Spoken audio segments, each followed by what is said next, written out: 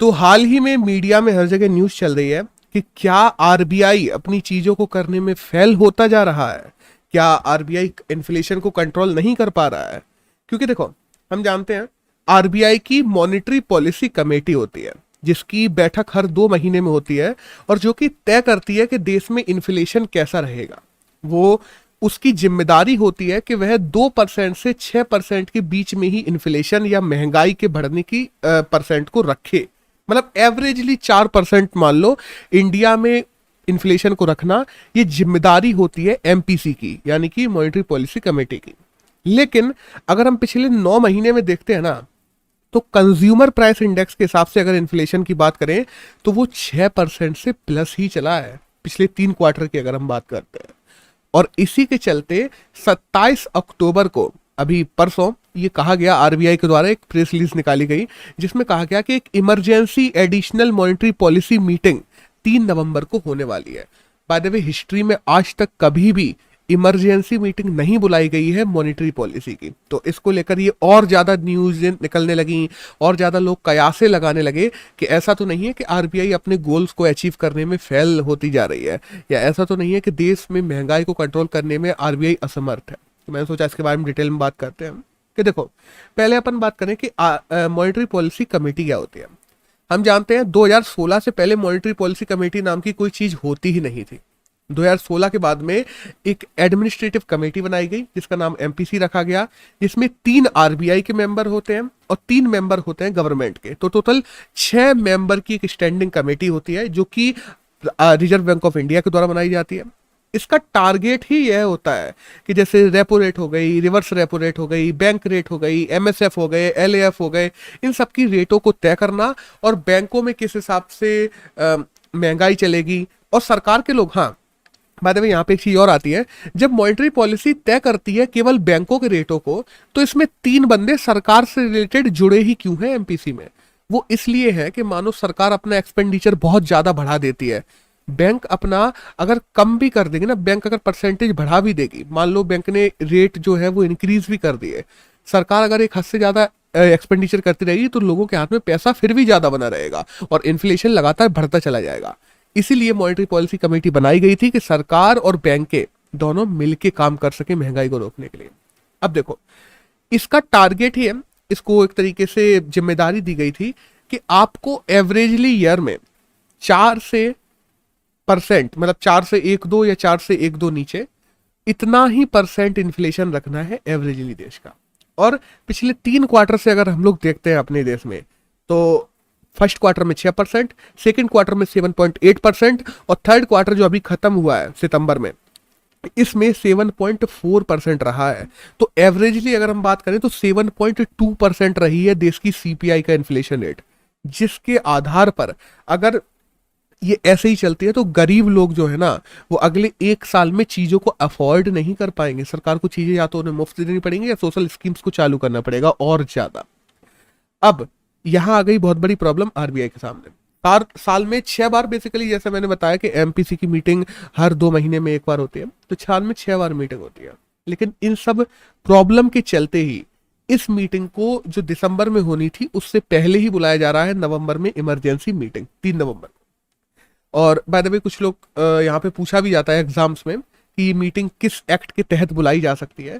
तो RBI act 1934 के section 45ZN के तहत, और दूसरी जो आरबीआई मॉनेटरी कमेटी है उसकी एक रेगुलेशन भी आता है जिसको कहा जाता है monetary policy process regulation act 2016, जिसके रेगुलेशन एक्ट 7 के अंतर्गत इस मीटिंग को बुलाया जा सकता है। और बाय द वे यहाँ पे कई बार एग्जाम में मैंने देखा है कि सेक्शन 45ZN के बारे में भी डिटेल में पूछ लेते हैं क्योंकि करंट में बहुत ज्यादा है। तो 45ZN की बात करें तो यह बेसिकली ब्रिटिशर्स के टाइम से चला आ रहा है, लेकिन बाद में आरबीआई को नेशनलाइज किया गया था। हम देखते हैं 1947 के बाद में फिर पूरी तरीके से उसको सरकारी बना दिया गया था। तो आज जो है वो केवल एक एक्ट के रूप में है जिसके तहत ये कहा जाता है कि अगर आरबीआई इन्फ्लेशन के टारगेट को मैच करने में असमर्थ रहता है तो उसको एक रिपोर्ट जारी करनी होगी, और वो रिपोर्ट आरबीआई के गवर्नर की जिम्मेदारी होगी कि वो जाके सरकार के सामने रखे, क्योंकि ये गवर्नर की जिम्मेदारी है, गवर्नर की जवाबदेही है कि वो इन चीजों को तय करे। और याद रखना 2016 से पहले जब तक मॉनेटरी पॉलिसी नहीं बनी थी तब तक यह जिम्मेदारी गवर्नर की नहीं थी, नीचे के ऑफिशियल्स की थी, वो लोग जाके देते थे और खत्म हो जाती थी चीजें। लेकिन 2016 के बाद में गवर्नर की जिम्मेदारी की कर दी गई थी। और उसके बाद अगर किसी को याद हो तो जो रघुराम राजन और भारत सरकार के बीच में जो टसल चला था 2016 में, जिसके बाद रघुराम राजन ने खुद से इस्तीफा दे दिया था, वो केवल इसी वजह से दिया था क्योंकि उनका कहना था कि इन्फ्लेशन बढ़ाने में केवल बैंकों का हाथ नहीं होता, सरकार का भी हाथ होता है। और सरकार की पॉलिसी, सरकार के एक्सपेंडिचर, सरकार के पैसे को रोकना पूरी तरीके से हमारे हाथ में नहीं है। या तो मॉनेटरी पॉलिसी को उस हिसाब से उतनी पावर दी जाए कि वो सरकार की चीजों को भी कंट्रोल कर पाए, उनके पैसे को भी, या अगर नहीं दे रहे हो तो गवर्नर की पूरी जिम्मेदारी कैसे हो गई महंगाई बढ़ाने में। तो इसके चलते ही बहुत ज्यादा टसल चला था और फिर उन्होंने इस्तीफा दे दिया था। चलो वो अलग बात है। लेकिन यहां अगर इस मीटिंग की बात करें जो 3 नवंबर को होने वाली है, वो इसी रिपोर्ट को तैयार करने के लिए की जा रही है। क्योंकि अभी हम जानते हैं शक्तिकांत दास है और शक्तिकांत दास की सरकार के साथ में काफी अच्छे रिश्ते हैं, तो वो इस पूरे प्रपोजल को लेके जाएंगे। और इन्फ्लेशन फॉर्म जो होता है, एक इन्फ्लेशन फॉर्म तैयार किया जाता है जिसमें दिखाया जाता है कि तुम कब तक इसको मैच कर लोगे। अभी जो चीजें बढ़ी हैं, जो इन्फ्लेशन टारगेट्स है, सरकार पूछती है एक तरीके से आरबीआई से कि तुम कब तक इसको मैच कर लोगे या कब तक ये चीजें नॉर्मल हो जाएंगी। तो वो कब तक होंगी ये बताने की जिम्मेदारी होती है आरबीआई गवर्नर की। और हाँ, एक लंबे समय तक नहीं कर पाता है तो फोर श्योर गवर्नर बदला ही जाएगा। और कहा जा रहा है ऐसा कि अगले 2 क्वार्टर अगर शक्तिकांत दास इसको कंट्रोल में नहीं ला पाते हैं तो इनको बदल भी दिया जाएगा, क्योंकि 1 साल एक बहुत बड़ा टर्म होता है। अब यहाँ पे एक चीज और है, डिमांड लगातार बढ़ रही है, क्योंकि ऐसा ही नहीं है यहाँ बढ़ी है, इंटरनेशनली भी सप्लाई स्ट्रेन बहुत ज़्यादा ग्लोबली प्रेशर में चल रहा है आजकल, हम लोग देखते हैं। और यहाँ पे रिकमेंड कौन करेगी? फाइनेंस मिनिस्ट्री के किसे रहना चाहिए आरबीआई में और किसे नहीं रहना चाहिए। ये भी एक बहुत बड़ा प्रॉब्लम है, क्योंकि आरबीआई के गवर्नर पे पूरी शक्तियां नहीं होती कि वह अपने नीचे के लोगों को भी ढंग से चुन सके। अब यहाँ आती है रिपोर्ट की बात कि क्या ये मॉनेटरी पॉलिसी कमेटी जाकर रिपोर्ट देगी सरकार को? नहीं, मॉनेटरी पॉलिसी क्या करेगी, इन पूरी रिपोर्ट्स को तैयार करेगी, वो रिपोर्ट आरबीआई में जाएगी और आरबीआई के गवर्नर की जिम्मेदारी होगी वो जाके वहां पर रिपोर्ट देगा। Even though monetary policy committee में एक मेंबर के रूप में आरबीआई का गवर्नर भी होता है, लेकिन मॉनेटरी पॉलिसी कमेटी की जिम्मेदारी नहीं है ये। और अगले 1 महीने में अगर बात की जाए तो इस रिपोर्ट को तैयार करना है, टारगेट कैसे मैच किए जाएंगे और पहले जो नहीं हो पाया वो क्यों नहीं हो पाए टारगेट मैच। लेकिन इन सब के बाद आरबीआई की प्रायिकता पे सवाल तो खड़े हो ही जाते हैं। हाँ, अगर एक तरीके से देखें तो पूरी तरीके से आरबीआई की प्रायिकता पे सवाल खड़े नहीं होते, क्योंकि यहाँ पे सरकार की भी जिम्मेदारी बनती है, क्योंकि अकेले बैंकें ही नहीं है जो इन्फ्लेशन को घटाती बढ़ाती है, सरकार के एक्सपेंडिचर का भी उसमें बहुत ज्यादा प्रभाव पड़ता है।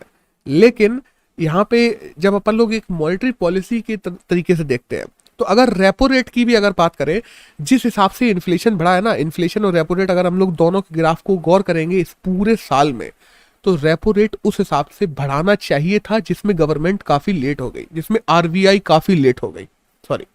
तो आरबीआई को इन्फ्लेशन के साथ चलना चाहिए था, जबकि वो लोग टाइम में पीछे हो गए उस वजह से। जैसे मान लो इन्फ्लेशन जब चल रहा था 6-7, रेपो रेट बढ़ाई गई उसके 3 महीने बाद, अगर जनवरी और अप्रैल के ग्राफ को हम लोग देखते हैं तो ये चीज साफ दिखाती है कि यहाँ पे आरबीआई ने कहीं ना कहीं लैग किया है, जिस वजह से महंगाई लगातार बढ़ती चली जा रही है। अब ये चीजें आगे क्या होती हैं और क्या अपने गवर्नर को बदला जाता है, ये तो देखने वाली बात होगी। That's all.